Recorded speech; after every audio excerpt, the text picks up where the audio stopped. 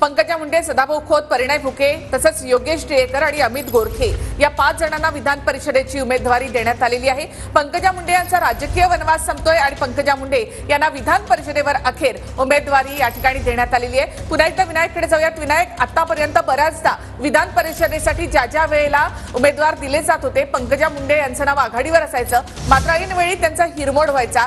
या वेळेला मात्र विधान परिषदेसाठी आवर्जून पंकजा मुंडे यांचं नाव देण्यात आलेलं आहे। बरोबर आहे। गेली 1-2 वर्ष आपण जर पाहिलं तर राज्यसभेच्या रिक्त जागा असोत किंवा विधान परिषदेच्या रिक्त जागा असतोत, यावेळी पंकजा मुंडे यांचं नाव जे आहे ते अग्रेसर असायचं, चर्चेला जायचं। त्यांना अनेक वेळा विचारलं तर त्या म्हणायच्या की पक्षश्रेष्ठी निर्णय जो आहे तो घेतील तो मला मान्य असेल, असं त्यांनी अनेक वेळा प्रतिक्रिया दिली आहे। परंतु आता अखेर त्यांचा वनवास जो आहे तो पक्षश्रेष्ठींनी संपवलेला आपल्याला पाहायला मिळतोय। राज्याच्या राजकारणात त्यांना पुन्हा एकदा आणलेलं आहे। काही काळ त्यांना केंद्रीय पातळीवरती पक्षाची जबाबदारी दिली होती, त्यांना राज्यसभेची सुद्धा ऑफर पक्षाने दिली होती, परंतु त्यांना राज्याच्या राजकारणातच रस आहे असं त्यांनी अनेक वेळा बोलून दाखवलेलं होतं।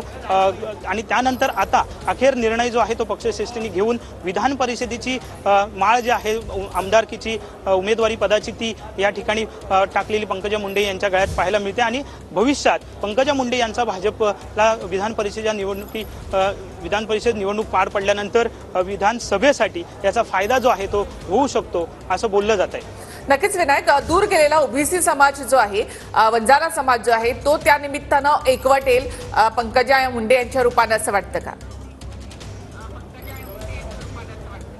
बरोबर आहे, कारण ओबीसी समाज असेल किंवा वंजारा समाज असेल यामध्ये मोठं नाव जे आहे ते पंकजा मुंडेचं आहे, कारण गोपीनाथ मुंडे यांनी जोडलेला हा सगळा समाज आहे। त्यानंतर पंकजा मुंडे हा वारसा जो आहे तो पुढे चालवत आहेत। एक आगामी विधानसभा निवडणुकीमध्ये ओबीसी किंवा इतर सगळे समाज जे आहेत हा फटका कुठंतरी बसू नये यासाठी भाजपने पंकजा मुंडे यांना ही उमेदवारी दिली आहे अशी सध्या चर्चा सुरू आहे। कारण पंकजा मुंडे यांचं वलय जे आहे ते या सगळ्या समाजांमध्ये आपल्याला ओबीसी आणि वंजारा समाजामध्ये आपल्याला पाहायला मिळत आहे। त्यामुळे साहजिकच याचा फायदा भाजपला आगामी विधानसभेसाठी होईल आणि त्यामुळेच पंकजा मुंडे यांना भाजपने जे आहे ते आता राज्यात सक्रिय केलेलं आपल्याला पाहायला मिळते। निखिला, नक्कीच विनायक, आणि ओबीसी नेत्यांवर अन्याय केला जातो ही जी भावना होती ओबीसी समाजामध्ये ती दूर होण्यामध्ये सुद्धा या सगळ्याचा फायदा होणार आहे।